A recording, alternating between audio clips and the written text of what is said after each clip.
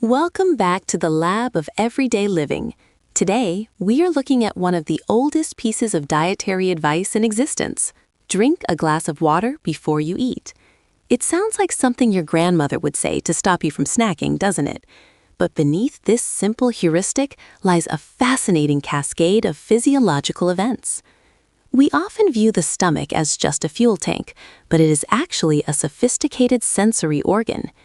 When we introduce water before a meal, we aren't just filling space, we are hacking a biological signaling system designed to regulate survival.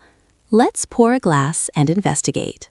To understand why water works, we first have to understand what hunger actually is. It is not merely an empty sensation, it is a chemical shout. When your stomach is empty, cells in the gastric lining secrete a hormone called ghrelin. Ghrelin travels through the bloodstream to the hypothalamus in the brain, essentially ringing the dinner bell. It triggers that gnawing feeling, the urge to seek caloric density. However, this system isn't perfect. It is surprisingly slow to react and can be easily modulated by physical sensations.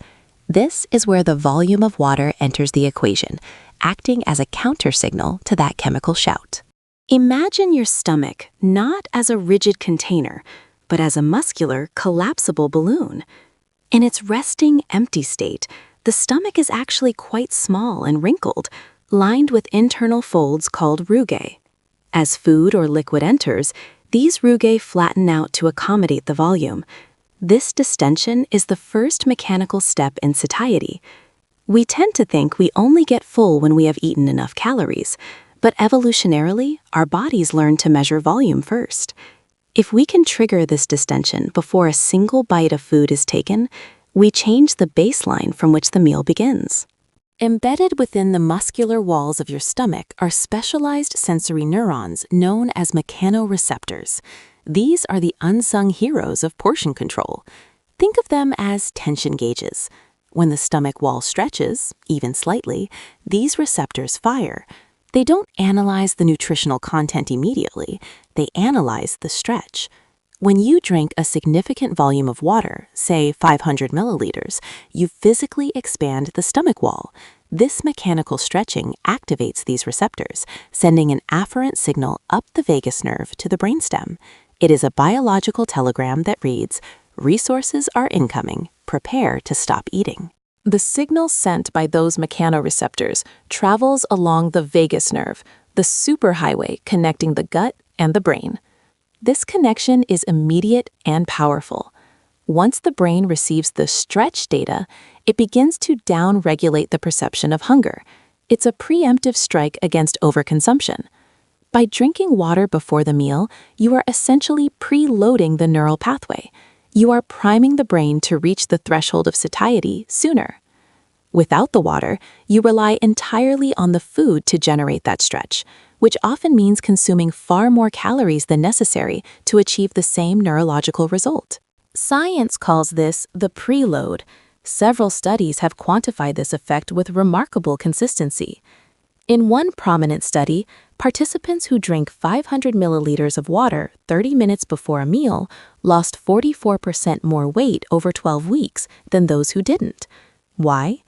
Because they naturally consumed fewer calories, sometimes 13% less per meal, without consciously trying to restrict themselves. They didn't feel deprived, they simply felt full sooner. The water provided a volume-based satiety that masqueraded as food-based satiety. It is a rare instance where we can trick our biology for our own benefit without pharmacological intervention. However, the physics of this hack rely heavily on timing. You cannot sip a thimble of water and expect results, nor can you drink it 3 hours beforehand. The sweet spot appears to be roughly 20 to 30 minutes before eating. This allows the water to reach the stomach, stretch the walls, and initiate the neural signaling cascade before the first forkful of food arrives. If you drink it too early, the liquid passes through the pyloric sphincter into the small intestine, and the stomach collapses back to its empty state. The stretch signal fades, and the hunger returns. This brings us to the concept of gastric emptying. Water moves through the digestive tract much faster than solid food. While a steak dinner might sit in the stomach for hours, Water is a transient visitor. It creates a temporary fullness. This serves as a window of opportunity. By eating during that window, you layer solid food on top of the liquid volume. The solids slow down the emptying process, effectively trapping the water in the stomach longer than it would stay on its own.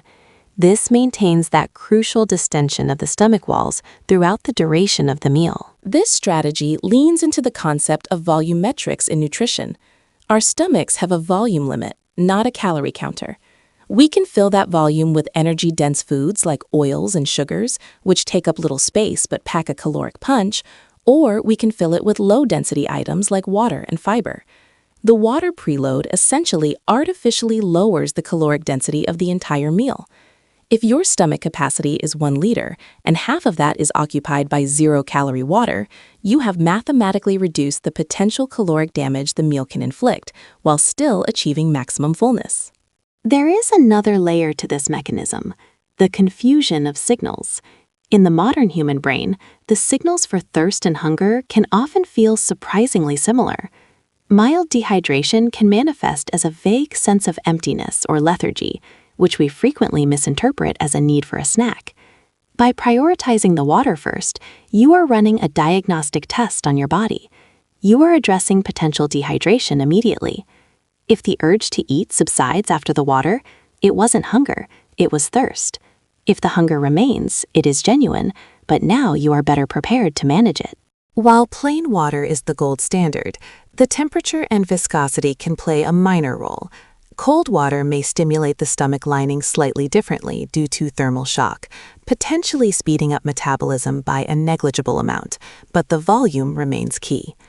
Interestingly, carbonated water might create an even greater sensation of fullness due to the gas volume expanding the stomach further. However, for some, this causes discomfort. The goal is gentle distension, not painful bloating. We want to trigger the mechanoreceptors, not distress them. A simple, room temperature glass is usually the most sustainable tool. Beyond the biology of mechanoreceptors and vagal tones, there is the psychology of the ritual. Eating is often an automatic, mindless behavior. We sit, we see, we chew.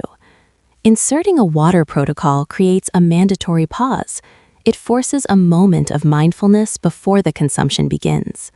That 2 minutes spent drinking water allows you to visually assess your plate and mentally prepare to eat slowly. It disrupts the grab-and-go impulse. This brief interlude shifts the nervous system from a state of frantic action to a state of digestion and awareness, known as rest and digest. Now, let's address the elephant in the room. You have likely heard the myth that drinking water before meals dilutes stomach acid and ruins digestion. Physiologically, this is largely unfounded for the average person. The stomach is incredibly efficient at regulating its pH balance. It produces acid on demand. Unless you are drinking liters of alkaline water immediately with your food, the impact on digestion is negligible. The enzymes work just fine. In fact, a well-hydrated mucosal lining in the stomach is better at protecting itself from its own acid than a dehydrated one. The benefits of satiety far outweigh this theoretical risk. So, how do we apply this world-class science to a Tuesday night dinner? The protocol is simple.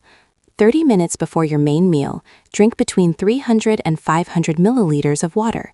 That is roughly a standard tall glass. Drink it steadily, don't chug it. Give it time to activate those stretch receptors. Then, wait. Let the signals travel up the vagus nerve. When you sit down to eat, pay attention to how your appetite feels compared to usual. You will likely find that the frantic edge of hunger has been dulled, allowing you to make rational choices rather than emotional ones.